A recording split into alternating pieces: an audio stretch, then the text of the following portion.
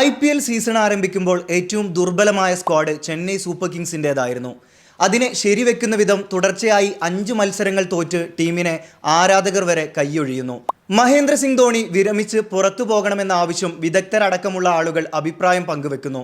എന്നാൽ വിമർശനങ്ങളിൽ നിന്ന് ഉയർത്തെഴുന്നേറ്റ അമിത സമ്മർദ്ദങ്ങളിൽ കൂളായി കാണപ്പെട്ടിരുന്ന അയാളുടെ ബാറ്റ് ഇതിനെല്ലാം മറുപടി പറഞ്ഞിരിക്കുകയാണ്.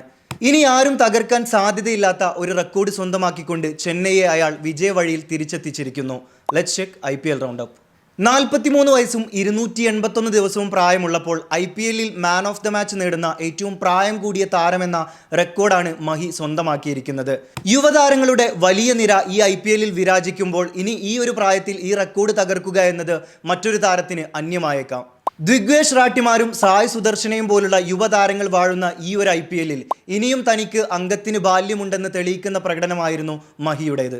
ക്യാപ്റ്റനായി ഏറ്റവും കൂടുതൽ IPL മത്സരങ്ങൾ, ക്യാപ്റ്റനായി ഏറ്റവും കൂടുതൽ വിജയങ്ങൾ, IPL ഏറ്റവും കൂടുതൽ മത്സരങ്ങൾ കളിച്ച താരം, IPL ഏറ്റവും കൂടുതൽ വിക്കറ്റ് കീപ്പറായ താരം, IPL ട്രോഫി നേടുന്ന ഓൾഡസ്റ്റ് ക്യാപ്റ്റൻ. ധോണിയുടെ ഈ റെക്കോർഡുകളെല്ലാം IPL ചരിത്രത്തിൽ ഇനി ആരും തകർക്കാൻ സാധ്യതയില്ല.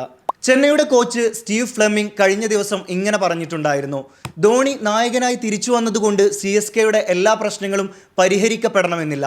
ധോണിയുടെ കൈവശം ഒരു മാന്ത്രിക ദണ്ഡൊന്നും തന്നെയില്ല.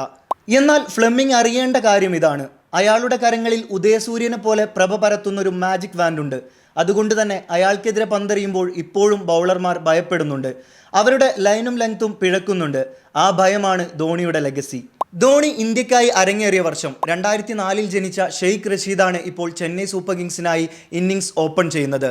ഷെയ്ഖ് റഷീദിന് 9 വയസ്സ് മാത്രം പ്രായമുള്ള സമയത്ത് മഹിബായിയുടെ റീബോക്ക് ബാറ്റ് വാങ്ങാൻ തനിക്ക് ആഗ്രഹം തോന്നി. എന്നാൽ ആ ബാറ്റ് വാങ്ങിക്കാനുള്ള സാമ്പത്തിക ശേഷി അച്ഛനുണ്ടായിരുന്നില്ല.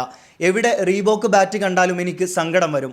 എന്നാൽ വർഷങ്ങൾക്ക് ശേഷം ഞാനിപ്പോൾ ചെന്നൈ സൂപ്പർ കിങ്സിന്റെ ടീമിലെത്തിയിരിക്കുന്നു. മഹിബായിയുടെ ബാറ്റ് കയ്യിലെടുക്കാനുള്ള അവസരം എനിക്ക് ലഭിച്ചു. അത് ജീവിതത്തിലെ ഏറ്റവും പ്രിയപ്പെട്ട നിമിഷമായി ഞാൻ കാണുന്നു. അതെ, അയാളുടെ ബാറ്റ് ഇന്നും തിളങ്ങുകയാണ്. അതിന് കാലാതിവർത്തിയായ പ്രഭയാണുള്ളത്.